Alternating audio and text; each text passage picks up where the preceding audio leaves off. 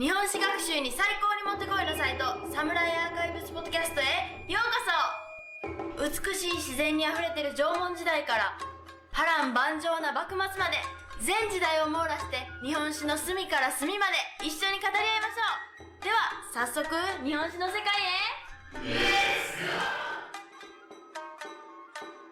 へ。Hey everybody, welcome back to the Samurai Archives podcast.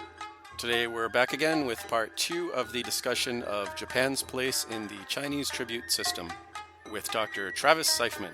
And don't forget to check out patreon.com/Samurai Archives to see how you can support the podcast. Okay, let's get started.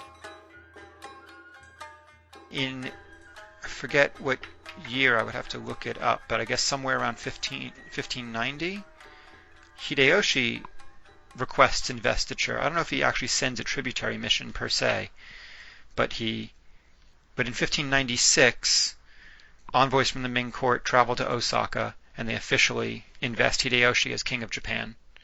And I don't know if he ever actually sends a tributary mission back, but in theory, Hideyoshi has entered into this relationship and he's become king of Japan, just as Yoshimitsu and Prince Kanayoshi were before him.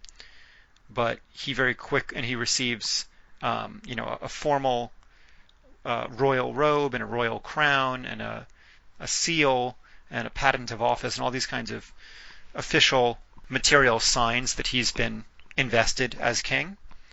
And quite a few of them still survive today in the temple of Myoho-in in Kyoto. But apparently, and I don't know if you happen to know anything more about this, but apparently once Hideyoshi, he did this in order to, for his own prestige, I guess. But once he's informed that this means that he has, acknowledged the superiority of the Ming emperor, he reportedly, gets super upset and tears up the documents. So that was the last time that anybody from Japan sent an official tributary mission. Although Ryukyu is a whole other story. If I remember correctly, I think Hideyoshi initially believed that this was China basically offering a peace between Japan and China during the Korean invasions. Oh, okay. And then, like you said, he realizes, no, that's not that's not what's going on. But I don't know too much beyond that. But I do kind of remember that might have been the situation. Yeah, and I can see how that would make sense, at least within a certain context of, at this point there's been no official diplomatic relations for decades. The Ming have not officially recognized anyone as, as the legitimate ruler of Japan. And now they're recognizing him. And so maybe by sort of incorporating him into the order, by saying, okay, you are the king of Japan, and Japan is a member of this Chinese-centered world order, that therefore is kind of bringing peace, kind of bringing order. But yeah, I guess that wasn't actually what. At least it brings order from the Chinese point of view, that it sort of incorporates Japan as no longer being, rebellious. But that's not what Hideyoshi was about. Yeah, that makes sense. They were offering to bring him into the Chinese system, whereas he wanted to be just seen as the emperor of Japan or the king of Japan or what have you. Right. So, I don't know. Like, what I think is really interesting about the tribute system overall, and what I had wanted to, like, part of the reason I wanted to bring it up was, well, I guess twofold, was that, one, in terms of sort of being able to articulate this kind of cosmic order, which I guess we haven't said that much about, but I think it's in order to understand, in Japanese history we don't talk about foreign relations that much. It tends, especially in popular discussions, I think Japanese history tends to be very Japan focused, internal focused. But when you are talking about foreign relations, you have to understand something about this Chinese world order, in order to, understand what the basic assumptions and logics were. And I just find it really fascinating, this vision of the world as being kind of circles of influence, of kind of a civilizing force emanating out of the emperor and reaching as far as the four corners of the world, and that they, in response, pay respects. At least that's how the Ming wanted to see it, right? That's the Ming point of view. So I think that's really interesting. But then also, the Tokugawa, well, Hideyoshi first, and then later on the Tokugawa try to kind of appropriate those ideas in terms of building their own Japan-centered world order. So in this article that I had sent to you by Arano Yasunori, which is the formation of a Japanocentric world order, I think is the title, he talks about how Hideyoshi wanted to make himself kind of the center of a regional order, kind of elevating himself by rejecting the Sino-centric order, and so he, I forget the years, I don't have it in front of me, so I apologize, but he, obviously his invasion of Korea and his supposed efforts to take over China are a whole nother giant piece of this, and whether or not he ever really meant that he was going to be able to take over China is as a whole nother conversation. But he tried to take over Korea, and he tried to build this kind of system around himself. He named there was this one general named Kame Korenori, who he named Lord of Ryukyu. And so, although Hideyoshi never actually sent anybody, well, Hideyoshi, actually this is a whole other story, because Hideyoshi asked the Shimazu to ask Ryukyu to send troops and sort of supplies to help support the Korean invasions, and Ryukyu refused, and that's a whole thing unto itself. But what I'm getting at is that Hideyoshi also sends envoys to the Philippines and to Taiwan with the intention of that if he could start getting tribute from the Philippines and Taiwan and from Ryukyu in Korea, then that would really help establish him as a second civilizational center, a second center of authority and power. So an alternative to China. Right, exactly. Right, an alternative to China. But, his envoys to the Philippines are just, they meet with, I think they meet with some kind of Spanish authorities. They do manage to encounter one another, but they're just, rejected. The Spanish have no interest in participating in any such relationship. And his envoys to Taiwan, they don't find anybody of, this is the 1590s, this is before there's any really significant Chinese presence in Taiwan, and they don't find anybody who's in charge. So it's still just the, I guess the Taiwanese Aborigines or whatever you call them? Yeah, I would have to look back at the dates to remind myself, and maybe I should do that before I just kind of talk off my head.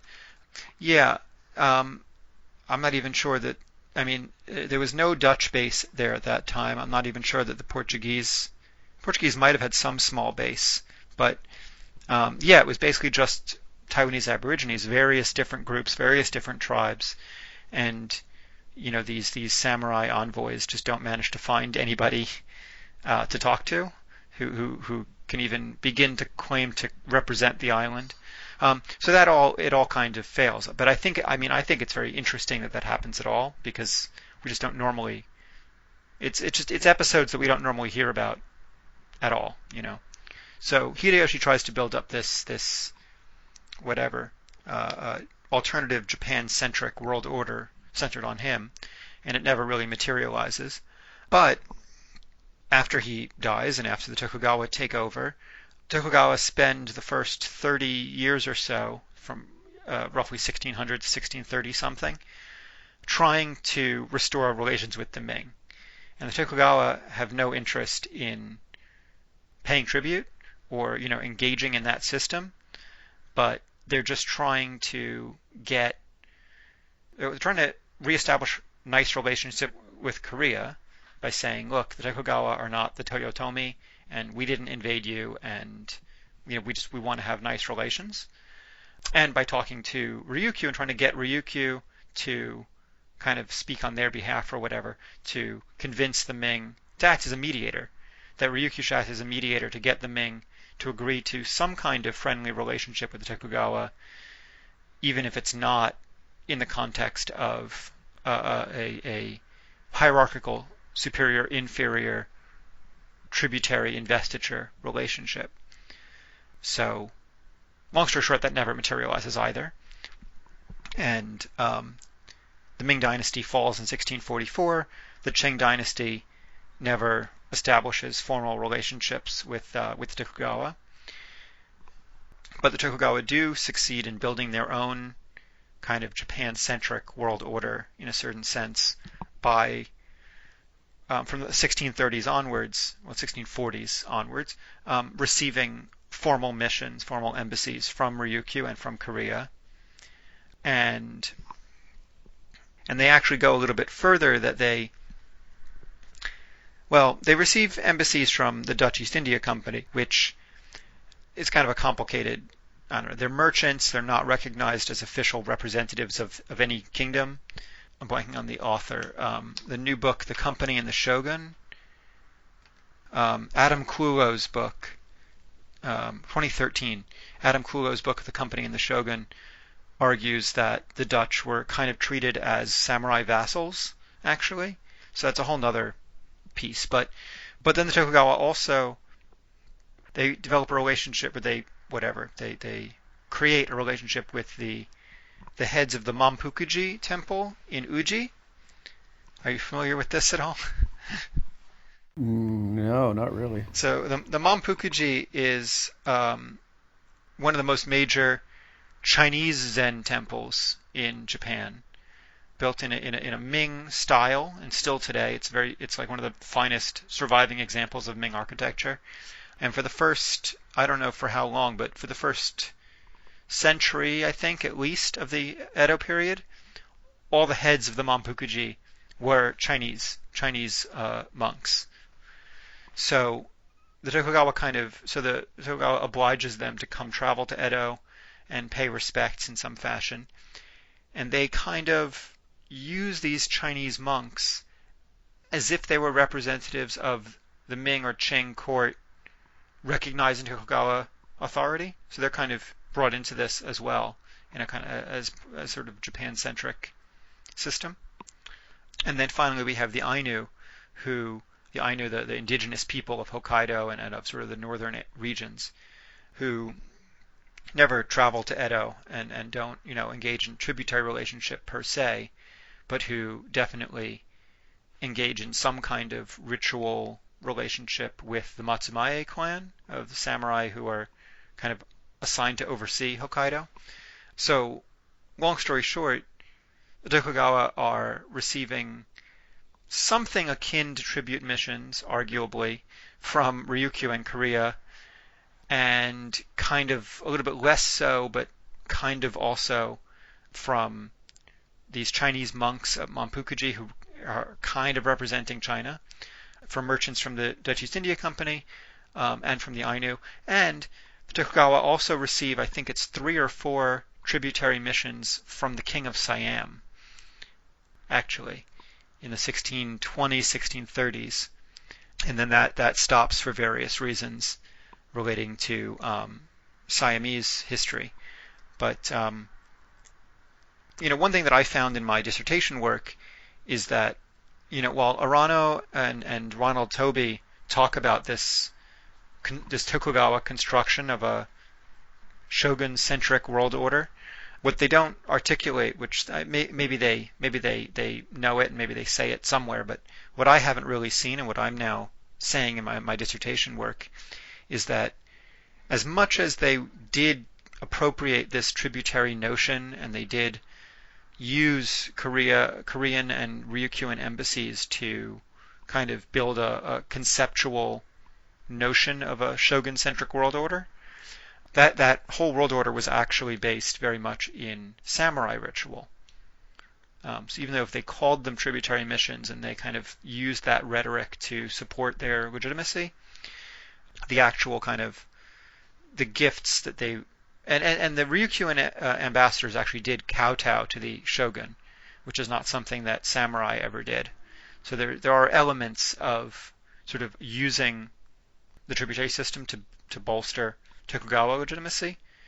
And they did have the Ryukyuan ambassadors and the Korean ambassadors wore Ming court costume when they met with the shogun, which sort of represents that these great powerful kingdoms that are recognized as being great and powerful and legitimate by the Ming are paying respects to the shogun, which just raises up the shogun even more. So that's all in there, but at the same time, a lot of other aspects of the ways that Ryukyuan ambassadors in particular, and maybe less so the Korean ambassadors, the way the Ryukyuan ambassadors interacted with the shogun was actually in a lot of ways more akin to being vassals, being retainers. And so it's a shogun-centric world order that draws upon Ming and Qing rhetoric, but is actually grounded in, samurai notions of authority and hierarchy and feudal relationships.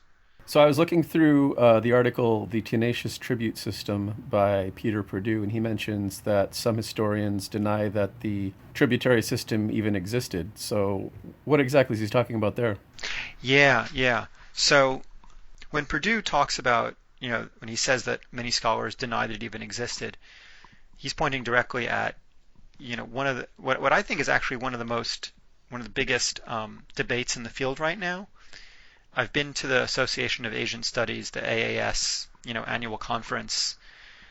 I don't know, 3 or 4 out of the last 5 years, I forget.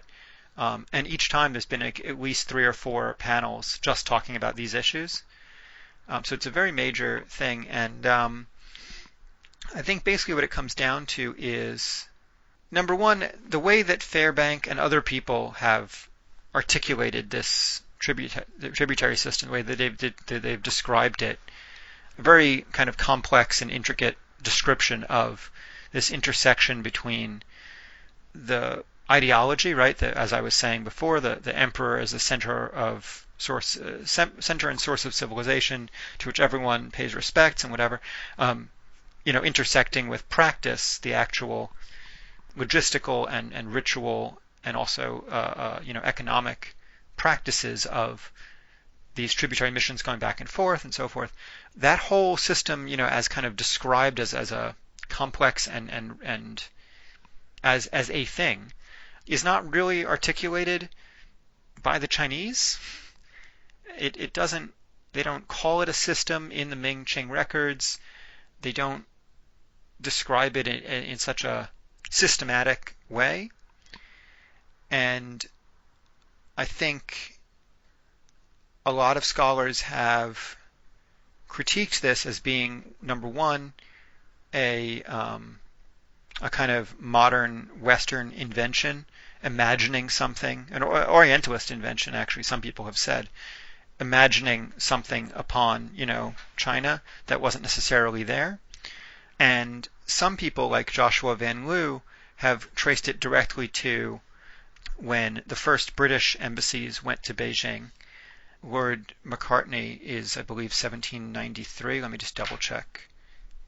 1793, Lord George Macartney meets with the Qianlong Emperor, and I'm not sure whether you would have happened to come across this, but it's a pretty major incident in which, Macartney comes before the Qianlong Emperor. He refuses to kowtow because he's only going to bow before his own king, because that's sort of a European way of understanding these things. And the Qianlong Emperor, of course, insists that you have to kowtow. And then there's this whole kind of misunderstanding where the British kind of think that if they play along with the rituals, then after that they can negotiate a treaty. And the Chinese, or the Qing, really, the Manchus, for them, this entire, like the kowtowing and the exchanging of gifts is the entire relationship, and there is no negotiations or treaties to be had afterwards. So there's huge misunderstandings. But the point is to say that Macartney goes back to Britain, and it sort of develops into this whole issue of that China, and people, we see this in The Economist, we see this in newspapers still today, this notion that like China demands everyone else has to kowtow to them. And, so it's this sort of Western notion of what China demands. And so anyway, Joshua Van Leeuwen and a lot of other scholars have argued that it really kind of emerges out of this Western understanding or misunderstanding of how China is. And it's also tied into this longstanding Orientalist imagination of China in particular, and I guess maybe non-Western civilizations in general, as being kind of unchanging. The notion that China is sort of hidebound to tradition, that this tribute system, this notion of being kowtowed to, whatever, is how they've always done things all the time, since the Han Dynasty, forever, unchanging, And so a lot of scholars are fighting back against that and saying, it was never, quote unquote, some people say flat out, like, it was quote unquote never a system. It was never systematized per se, and if it was, then it was only in the Ming and Qing periods and not throughout all of history, and only in relations with Ryukyu, Korea, and Vietnam, and not with everybody else. And so a lot of scholars today are arguing that we shouldn't call it a system because the Chinese just never thought of it as being that integrated, as being one singular system. But what I find is interesting about that is that, well, I'm blanking on who it was, unfortunately, but one of the really major scholars, who makes this critique, says outright in a podcast interview something to the effect of, I don't know why everyone talks about this tribute system. It never existed. There never was a tribute system. All there was a collection of ritual practices and ideological context. That sounds like a system. Yeah, that's my feeling. So what's been interesting is that a lot of historians, particularly historians specializing in the Qing dynasty, have made this kind of argument, that it's not a system, that it's just a collection of practices, that we should emphasize and focus on the ways in which it was diverse and changing and adaptable. And meanwhile, people on the political science side, people like David Kang at USC and Se-Young Park at Leiden, have said, look, it's plainly evident if you look in the documents, the mention of the word tribute is everywhere.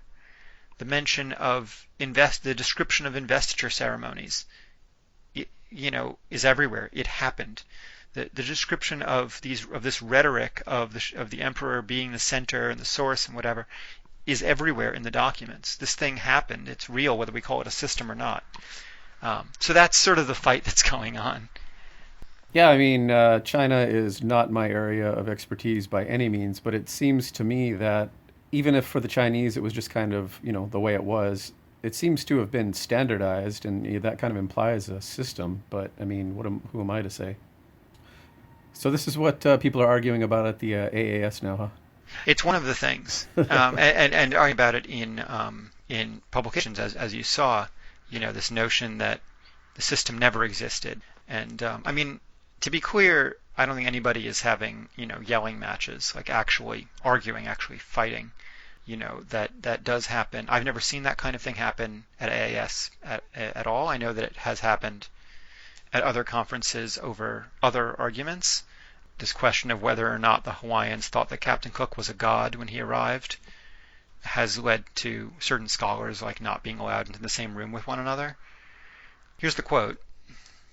So it's Professor Pamela Kyle Crossley. The tendency of some international relations theorists to look to a supposed historical tributary system for both Chinese behavior and the reception of that behavior across East Asia is a bit puzzling, since there never was such a system. There was a set of rituals that ambassadors to the empire based in China were expected to perform, and a certain amount of rhetoric about civilization.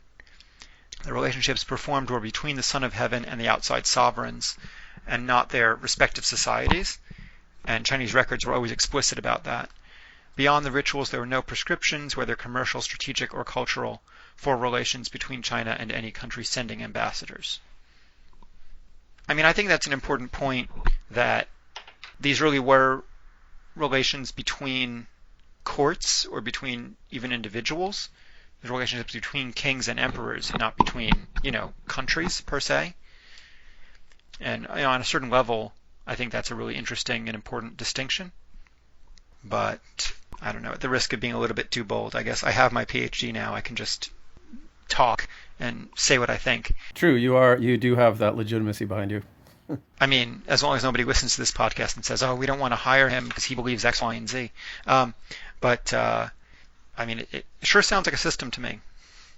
A system of beliefs, a system of attitudes, a system of practices. Even if it did change over time, even if it did involve some differences in how it was handled with, it was performed in a certain way with Korea and Ryukyu and was not performed in that way at all in relationships with, say, the Mongols and the Uyghurs. But, nevertheless, I guess that's kind of the whole thing. That's kind of the gist of it.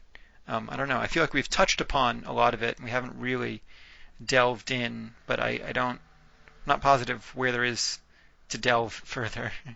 I mean, yeah, I feel like it's always good to do like a general overview, and then we can always do like a deep dive later on. We've done that before, so. I mean, I think that in a nutshell, that's kind of it. I mean, we didn't actually talk about the tributary rituals themselves, the actual ceremonies, or which kind of gifts were exchanged, or whatever. But maybe that's just me geeking out over the details. It's not actually, as with almost anything, once you start delving into it, there's different pieces you could look at, how, which kind of tributary goods they were giving and how that changed over time, how there's some really interesting, it doesn't really involve Japan, so I don't know if we would talk about it at all, but the way that Ryukyu deals with the Ming-Qing transition, which I thought was kind of brilliant when they, when the Manchus first started taking over China, nobody on any side had any guarantees that they were going to ultimately win and the Ming was going to fall, right? So there were these Ming loyalists that kind of set up like mini kingdoms in the south of China, and Ryukyu had to decide which of them to recognize as like the real Ming to keep paying tribute to demonstrate their loyalty. But when the Ryukyuan embassy went to China, with tribute for this claimant to the Ming throne, and encountered Manchu forces, encountered Qing forces, and so the Ryukyuan ambassador actually very quickly destroyed his letter for the Ming and like presented a different letter for the Qing, declaring Ryukyu's loyalty to the Qing. So it was like a very smart, that he had both letters prepared. But anyway, and then there was an episode much later in the 1780s when Vietnam had been taken over by rebels, basically, the Tay Son Rebellion. And these rebels sent a tributary embassy to Beijing to kind of prove that they were, to seek legitimacy, to seek investiture, right? So they could be recognized by China as being the new legitimate rulers in Vietnam. But they kind of messed up because the Vietnamese ambassadors wore Qing-style court costume, like in an effort to kind of kiss up to the Qing emperor, I guess. And everybody else, the Ryukyuans, the Koreans, were all wearing their own court costume. They were not wearing Qing court costume because they had not been given permission by the imperial court to wear Qing costume. They had not been given permission to pretend to be, of that status or whatever. So it created a whole issue as well. But anyway, I guess in a nutshell overview, that's what that's all about. And then if we wanted to, we could do another episode on how the tribute system kind of melds into how it, kind of gets taken apart in the Meiji period and gets replaced by, the modern Western international system. That's not really my expertise, but I know there are a couple of people who've like written very explicitly about that, and so that's an interesting kind of, how do China and Korea and Japan and Ryukyu also like adapt to understanding foreign relations in a new and different way. Okay, and that's it for another episode. Please be sure to check out patreon.com/Samurai Archives to see how you can support the podcast and to get your hands on all the bonus content and bonus audio that I am constantly putting up. We're 100% listener supported, so I greatly appreciate all of the support we get there. Also, definitely rate and possibly review the podcast on whatever platform you use to listen. Lastly, check out samuraipodcast.com for back episodes and for links to all the other ways that you can support the podcast. All right, with that, see you next time.